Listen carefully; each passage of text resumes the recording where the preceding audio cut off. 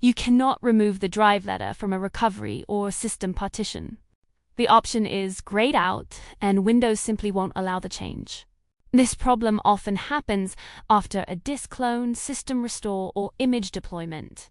To fix this, press Win+R, type Regedit, and open Registry Editor. Then navigate to h_local_machine, give system, gives MountedDevices. Before making any changes, right-click MountedDevices and export it as a backup. Now, look for entries like DOS devices, D or E.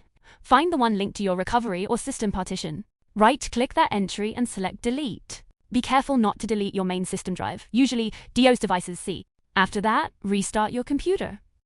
Once Windows boots again, the unwanted drive letter will be removed, and the partition will return to its normal hidden state.